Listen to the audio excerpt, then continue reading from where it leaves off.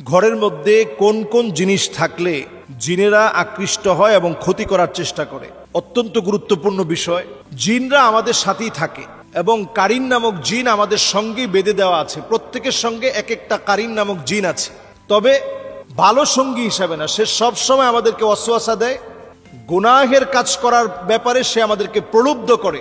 এবার আসুন, ঘরের মধ্যে কোন কোন জায়গায় কোন কোন বিষয়ের কারণে জিন আসে। যেমন ধরুন, আমাদের ঘরের মধ্যে আমরা অনেক সময় জুনজুনি রাখি এবং পর্দাগুলোর ভিতরে এখন স্টাইলিস্ট যে পর্দাগুলো রয়েছে, ওই পর্দাগুলোর ভিতরে আপনি দেখবেন যে জুনজুনি বাজতে থাকে। এগুলো আমরা এখন প্রত্যেকের ঘরে এখন ফ্যাশনেবল এই পর্দাগুলো ব্যবহার করি এবং সেখানে জুনজুনি বাজতে থাকে। নবী সাল্লাল্লাহু আলাইহি সাল্লাম আমাদেরকে সতর্ক করেছেন, লা তাদখুলুল মালাইকা বাইতুন ফিহি জুলজুল। এই যে জুনজুনি অথবা নূপুরের যে আওয়াজ, ছোট ছোট বাচ্চারা নূপুর পরে, পায়ের মধ্যে নূপুরের ঝুনঝুন ঝুনঝুন করে আওয়াজ হয়, এটার কারণে জিনের আকৃষ্ট হয়। আপনি চিন্তাও করতে পারবেন না, খুবই সিম্পল সাধারণ বিষয়, কিন্তু জিনেরা এতে করে আকৃষ্ট হয়, রহমতের ফেরেশতারা চলে যায়।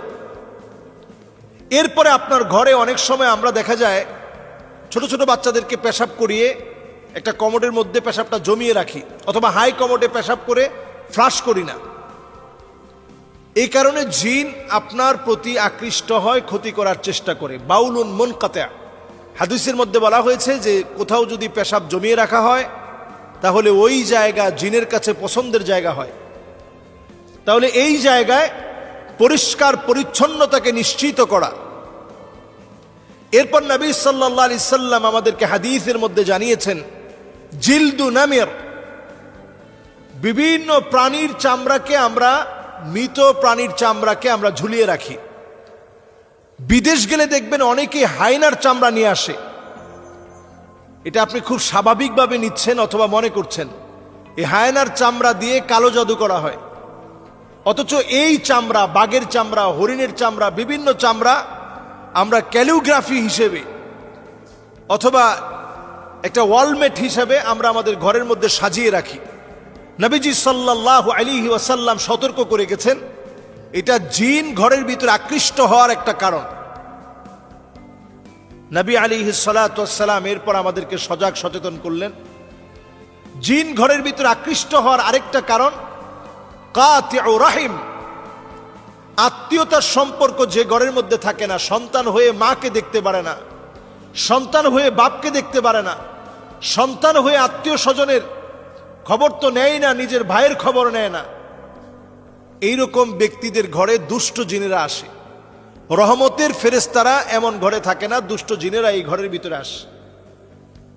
এরপর নবী সাল্লাল্লাহু আলাইহি সাল্লামের হাদিস থেকে বোঝা যায় যে ঘরের ভিতরে পুতুল থাকে, তাসাউর, বিভিন্ন রকম মূর্তি থাকে, বিভিন্ন রকমের ছবি থাকে, এই ঘরগুলোর ভিতরে রহমতের ফেরেশতারা আসে না। এরপর হাদিস থেকে বোঝা যায় নবীজি সাল্লাল্লাহু আলাইহি সাল্লাম আমাদেরকে জানিয়ে গিয়েছেন, যেই ঘরের ভিতরে কোরআন তেলাওয়াত থাকে না, ওই ঘরের ভিতরে রহমত থাকে না। ওই ঘরটা একটা নির্জন বাড়ির মতো পড়ে থাকে, যে ঘরটার মধ্যে কোরআনুল কারীমের তেলাওয়াত হয় না। এজন্য ঘরের ভিতরে কোরআনুল কারীমের তেলাওয়াতকে ইনশিওর করা। প্রয়োজনে আপনি মোবাইল থেকে কোরআনুল কারীমের তেলাওয়াতকে ছেড়ে রাখুন, প্লাগ ইন কোরআন, সার্বক্ষণিক কোরআন তেলাওয়াত চলতে থাকে। এই ধরনের ডিভাইসগুলো এখন পাওয়া যায়। আপনি কোরআনুল কারীমের তেলাওয়াত আপনি ছেড়ে রাখেন, লাউডলি ছেড়ে রাখেন এবং শোনার চেষ্টা করেন। কোরআনুল কারীম তেলাওয়াত যখন বাজবে তখন অন্যমনস্ক না থেকে শোনার চেষ্টা করেন। সন্তানদেরকে অভ্যস্ত করেন। বাসার ভিতরে যখন খুব লাউডলি মিউজিক বাজানো হয়, এটা জিনদের আখড়ায় পরিণত হয়। এজন্য মিউজিককে বাসা থেকে একেবারে নিষিদ্ধ করে দেন। আমাদের কলিং বেলে মিউজিক, আমাদের মোবাইলের রিংটোনে মিউজিক, আমাদের বাচ্চাদের খেলনার ভিতরে মিউজিক, ছোট বাচ্চাদের জুতার ভিতরে পর্যন্ত মিউজিক, এবং দেখবেন সাইকেল কিনেছেন সেটার বেলের ভিতরে পর্যন্ত মিউজিক, সব জায়গায় মিউজিক। এই মিউজিক জিনদেরকে ডেকে আনে। আল্লাহ রাব্বুল আলামিন কানের একটা পাওয়ার দিয়েছেন। কুকুর কিন্তু আমার মতো শুনে না, বরং ছোট্ট মৃদু একটা আওয়াজ আছে যেটা কুকুরকে ভীত সন্ত্রস্ত করে ফেলে। আপনি অনেক সময় এই আওয়াজটা কানের মধ্যে শুনতেই পাবেন না, কিন্তু জিনদের ওই আওয়াজের কারণে কুকুর ভীত সন্ত্রস্ত হয়ে দৌড়াতে থাকে। আপনারা দেখবেন যখন আজান চলতে থাকে মসজিদে, তখন দেখবেন কুকুর ঘেউ ঘেউ করে উঠে এবং লাফাতে থাকে। তখন জিনেরা কুকুরের মুখ দিয়ে প্রবেশ করে পিছনের পথ দিয়ে বের হওয়ার কারণে প্রচন্ড ভীত সন্ত্রস্ত হয়ে কুকুর লাফাতে থাকে। ওই আওয়াজ, ওই সময়ের সিচুয়েশন, জিনদের এমন কিছু আওয়াজ আছে যেটা আপনার কান পর্যন্ত পৌঁছায় না, কিন্তু সে অত্যন্ত ভীত সন্ত্রস্ত হয়ে যায়। জিনদের ওই আওয়াজে কুকুর শুনতে পায়। অনেক সময় বিড়াল দেখবেন হঠাৎ করে কানটা খাড়া করে ফেলেছে। বিড়ালের শরীরে আল্লাহ তাআলা এমন কিছু ছোট ছোট জারথুম, এমন কিছু বিষয় আল্লাহ তাআলা দিয়ে রেখেছেন যেটার কারণে জিনরা বিড়ালের সামনে আসতে ভয় পায়। ছোট ছোট পাখি আমরা লালন পালন করি, কাকাতুয়া, লাভবার্ড, টিয়া পাখি, কবুতর, ময়না, এ জাতীয় অনেক পাখি আমরা এখন লালন পালন করি। কিছু প্রকারের পাখি আছে যেগুলোকে জিন প্রচন্ড ভয় পায়। এদের দিকে আকৃষ্ট হয়ে আসতে নিয়ে ভয়ে ভীত সন্ত্রস্ত হয়ে জিন চলে যায়। কিছু পাখি ঘরের মধ্যে বরকত নিয়ে আসে।